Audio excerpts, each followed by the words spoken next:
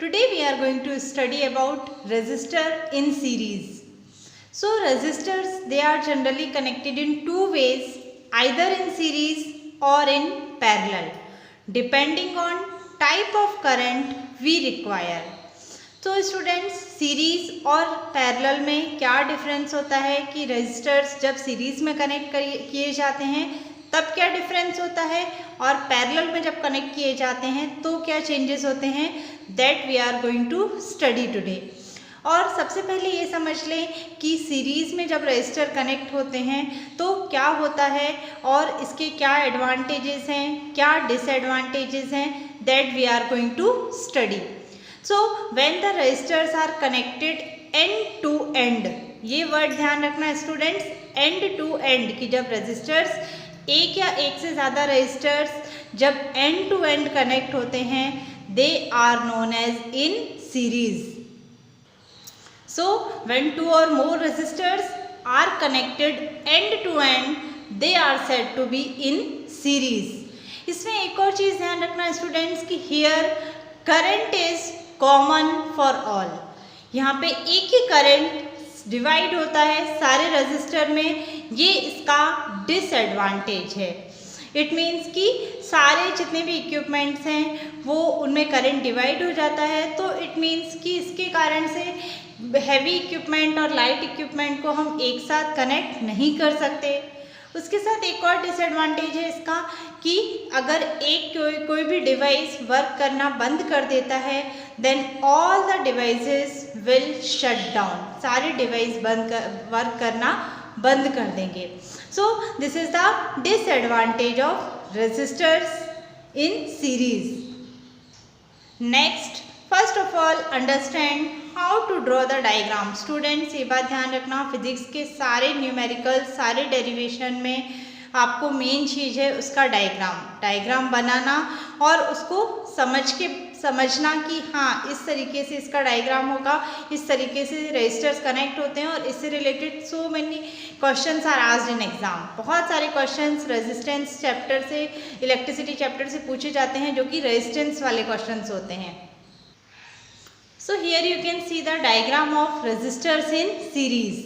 यहाँ पे आप देखो तीन रेजिस्टर्स कनेक्ट हुए हैं, that is R1, R2 and R3 and they have potential difference V1, V2 and V3. In this derivation, remember one thing कि here the potential difference, कि जो total potential difference होगा, it will be equal to the sum of all the three potential difference. It means V is equal to V1 plus V2 plus V3. So V equal to V1 plus V2 plus V3. Now applying Ohm's law.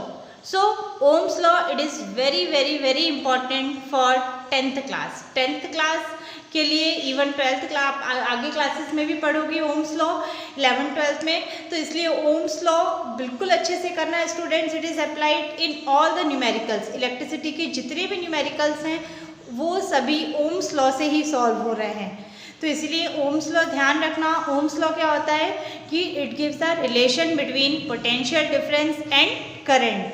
V equal to IR, V equal to IR. So V1 equal to किसके बराबर हो जाएगा, IR1. क्यों? क्योंकि first resistor के लिए potential difference V1 है और रेजिस्टेंस R1 है. सेकेंड रजिस्टर के लिए V2 equal to IR2 and for third resistor it will be IR3. It means V1 equal to IR1, IR2 and IR3 respectively. अब first हमने जो इसे इक्वेशन 1 मान लिया है, that is V equal to V1 plus V2 plus V3. उस equation में हम ये सारी वैल्यूज पुट कर देंगे. So what we will get, yes we will get IR equal to IR1 plus IR2 plus IR3.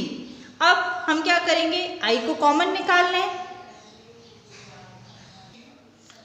तो क्या बचेगा, IR इक्वल टू I का बाहर आ गया, क्या बचा R1 plus R2 plus R3. I से I cancel, what we will get, R equal to R1 plus R2 plus R3.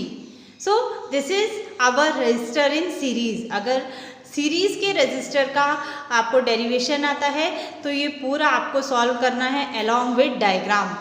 And student, ये जो लास्ट में जो फॉर्मूला डिराइव हुआ है इसे बॉक्स में इसलिए रखा है because it is very important formula.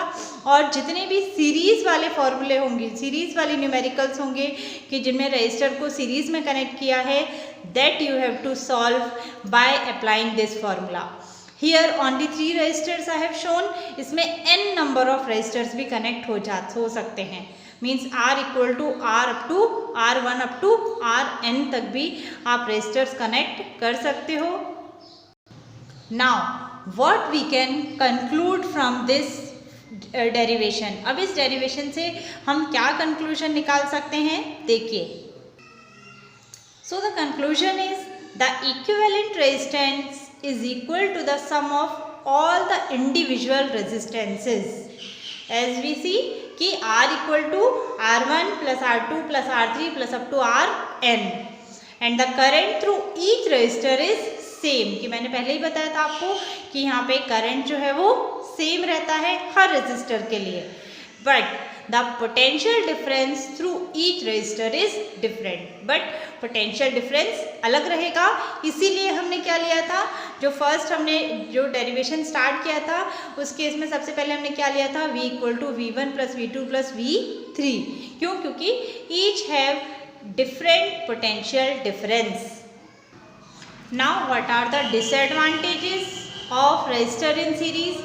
As I have told कि इसका मेन डिसएडवांटेज यही है कि अगर एक कोई डिवाइस, एक कोई कंपोनेंट वर्क करना बंद कर देता है तो सर्किट ब्रेक हो जाएगा and all the equipment will stop working. Second disadvantage ये है कि हैवी और लाइट वोल्ट वाला इक्विपमेंट हम साथ में कनेक्ट नहीं कर सकते. फॉर एग्जांपल बल्ब और हीटर को हम साथ में कनेक्ट नहीं कर सकते. तो स्टूडेंट्स ये ध्यान रखना, हमारे घरों में जो हम डोमेस्टिक सर्किट यूज़ करते हैं वो हम it is always connected in parallel, but जो हमारी MCB कनेक्ट होती है it is always connected in series. क्यों? क्योंकि आपने देखा होगा जब MCB डाउन करते हैं हम तो पूरे घर की लाइट, पंखे सब शट डाउन हो जाता है, ओवरऑल शट डाउन हो जाता है because they all are connected together. So I hope you have understood this concept. So don't forget to like, share and subscribe this channel. Thank you and be with me always.